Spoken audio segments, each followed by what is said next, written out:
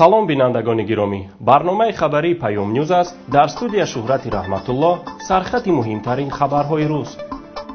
кумитаи забон ва истилоҳот тасмим гирифтааст ки барои риоя накардани меъёри забони давлатӣ аз ҷарима кор гирад. оё Муродалӣ Алимардонов аз бонкаш маҳрум мешавад? корманди УБОК дар додгоҳ ба ҳама суолҳо як посух дошт. аз боло фармон шуд. кумитаи забон ва истилоҳот тасмим гирифтааст ки барои риоя накардани меъёри забони давлатӣ аз ҷарима кор гирад. ин нуқтаро Гавҳар Шаровзода, раиси кумитаи мазкур, зимни нишасти матбуотӣ ёдовар шуда таҳдид намудааст ки иқдом аввал аз нашрияҳо ва расонаҳои хабарӣ, яъне васоити ахбори омма шурӯъ мегардад. дар радио калимаҳои инфиҷор ва тахриб мешунавем. шунавандаи аз синни 50 сола боло аз куҷо медонад ки инфиҷор чӣ аст?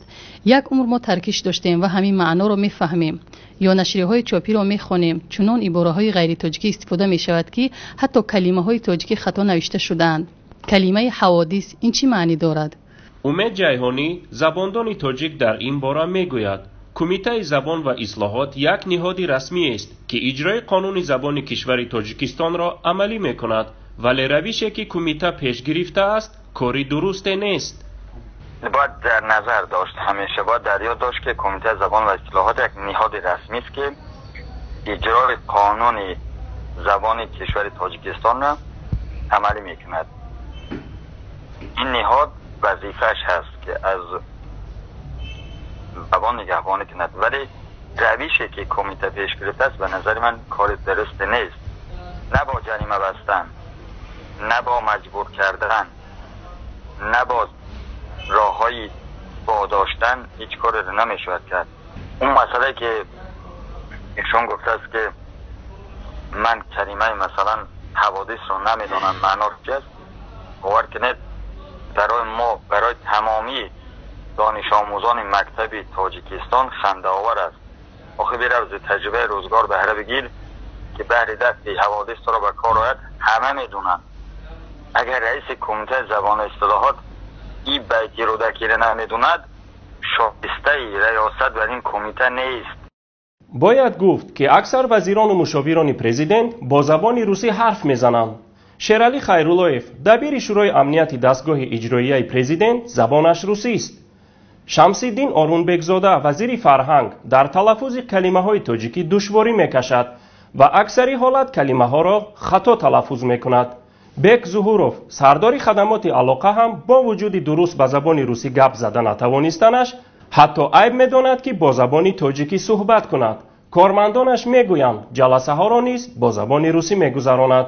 در همین حال صادق شاهنظرов، یاردمچی رئیس جمهوری تاجیکستان، اوید به مسئله‌های حقوقی در شرح عزم کمیته زبان و اصطلاحات برای جریمه روزنامه‌نگارانی که از کلمه‌های بیگانه استفاده می‌کنند بر رسانه‌های محلی گفته است. برای ویران کردن طلبات قانون جمهوری تاجیکستان در باره زبان دولتی جوابداری مأموری هست، ولی برای استفاده اصطلاحات بیگانه در یگان قانونگذاری جمهوری تاجیکستان جوابداری پیش می‌گیرد. 2 هفته است که مشتریان اگروینوست بانک بعد انتظاری‌های زیاد پشت بانکومت‌های این بانک به بانکومت‌های امانت بانک رو می‌آورند. مشتریان اگروینوست بانک میگویند که مبلغی که مستقیم به آنها فرستاده شده است گرفتن نمی‌توانند. بعضی کارمندان کارخانه‌های دولتی نیز توسط این بانک معاش خود را دسترس می‌کنند، اما 2 ماه است که در سری وقت گرفتن معاش با تنقیصی روبرو می‌شوند. بانکومت‌های امانت بانک از روی لیمیت تا 200 سومانی به مشتریان بانک‌های دیگر مبلغ می‌دهند.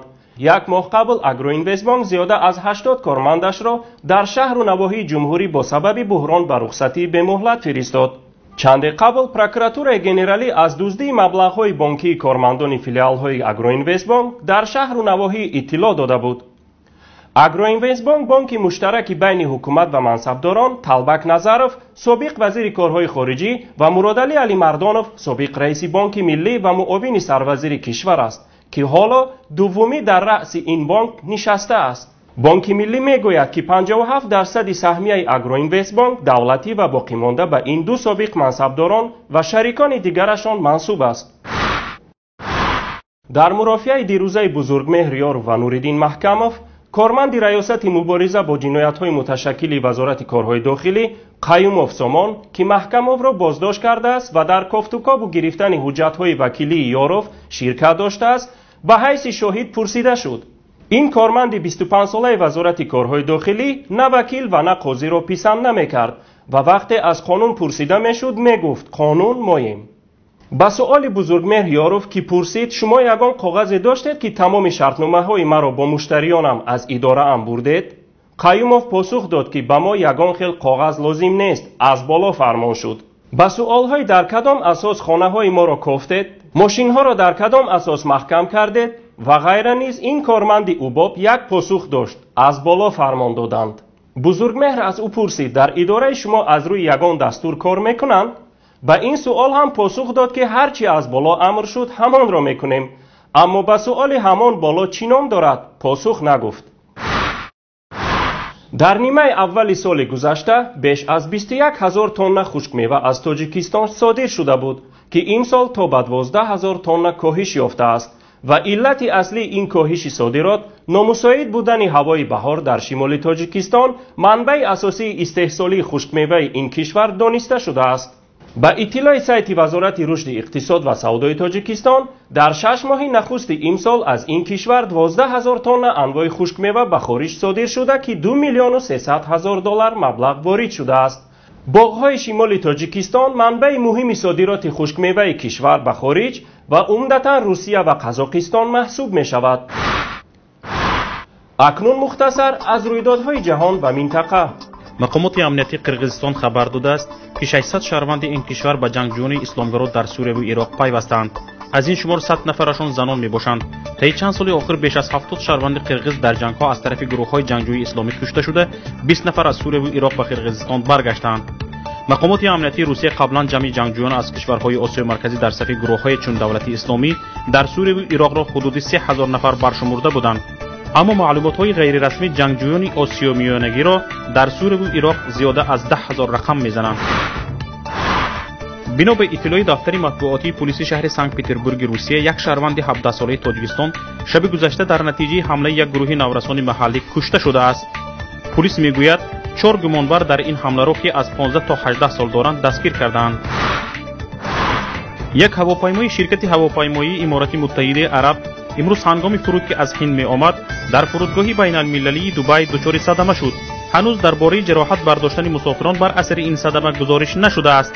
این حادثه ساعت 12:45 به وقت گرینویچ امروز 3 آگوست رخ داد. با همین برنامه خبری پیام نیوز به آخر رسید. با ما باشید. خیر تا روز دیگر. خدا حافظ.